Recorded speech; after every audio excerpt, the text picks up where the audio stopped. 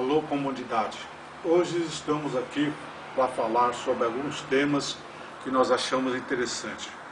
Um dos temas interessantes é a questão da demarcação da terra, porque a terra para nós é vida, é tudo, e é por isso que às vezes nós fazemos a nossa retomada, porque a terra representa para nós a sagrada sustentação da nossa família.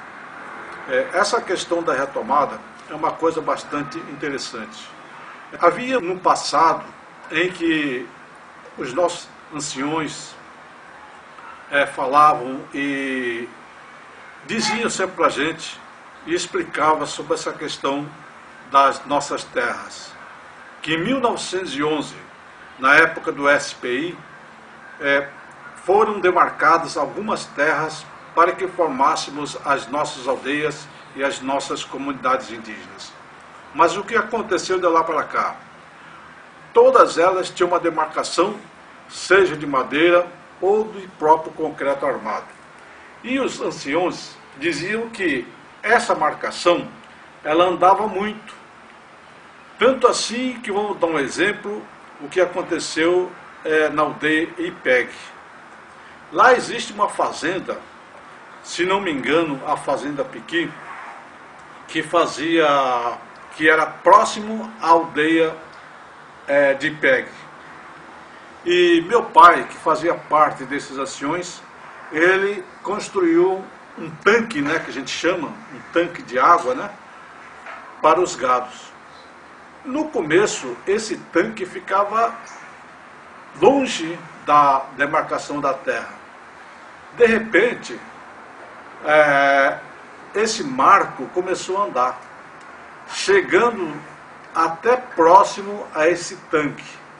Então ele começou a falar e avisar que não estava certo isso daí, que alguém estava invadindo as terras indígenas e que a terra indígena estava pequena.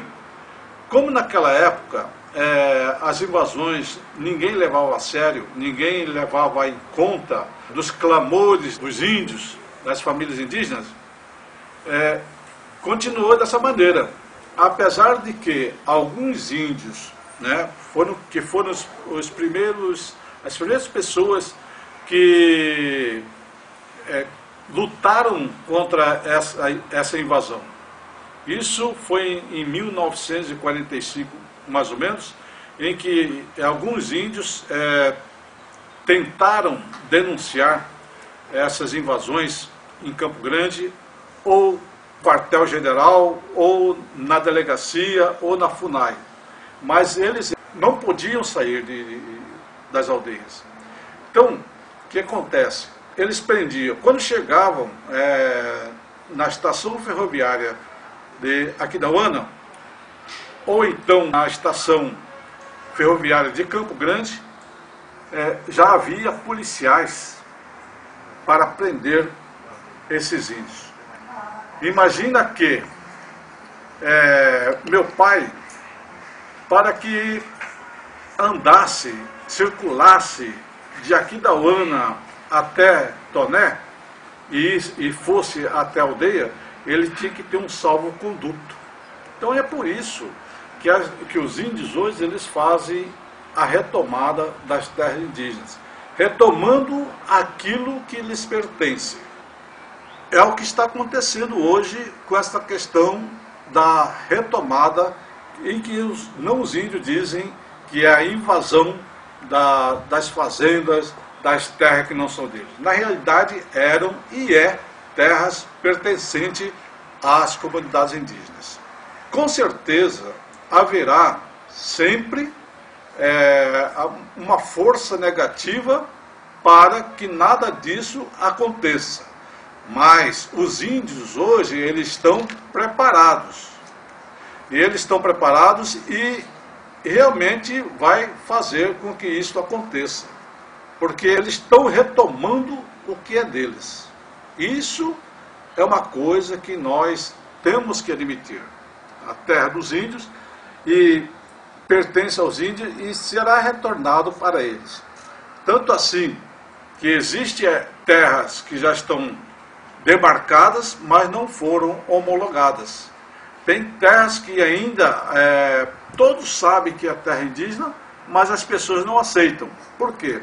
Porque essas terras, para os índios, é a fonte da sua vida. Por que nós não podemos ser um homem de negócio, o homem do boi, o homem da plantação, sendo que nós temos as terras?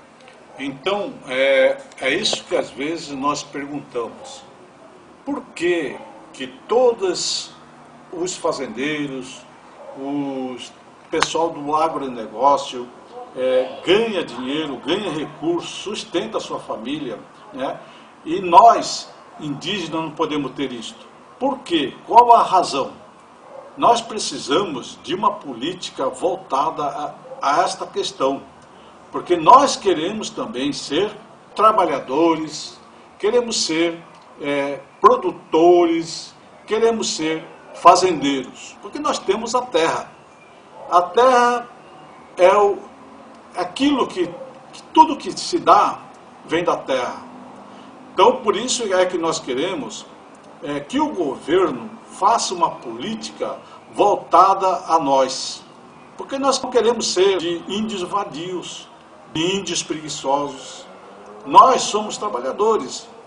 Nós trabalhamos a nossa terra, mas nós precisamos de alguma coisa melhor para que nós possamos ter aquilo que nós chamamos de autossustentabilidade das aldeias. Imagina bem, no nosso caso atual, a terra ela é uma posse. E a terra que é posse não tem financiamento próprio para quem é posse. Nós precisamos do número do ITR, infelizmente nós não temos. Nós precisamos, além da matrícula, o número do ITR. A terra não pertence a nós indígenas, pertence à União. E é por isso que nós precisamos de uma política voltada exclusivamente para as aldeias indígenas. O que nós sempre propusemos é que nós tenhamos a autossustentabilidade das aldeias. O que significa essa autossustentabilidade que tantos nós procuramos? Assim como os grandes latifundiários, assim como os grandes produtores, nós também temos que plantar. Mas para plantar e para colher e para vender, nós precisamos que haja uma política voltada a este segmento, que somos nós, os indígenas.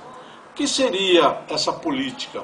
Seria uma política de compra de tratores, compra de sementes, plantações de eucalipto, né? Criação de gado e para venda e exportação, criação de viveiros de peixes, apicultura, enfim, alguma coisa que dê renda a nós indígenas. Por isso que essa questão da autossustentabilidade é uma coisa bastante interessante, tanto para nós indígenas, como também as pessoas que governam o nosso país, o nosso estado, o nosso município.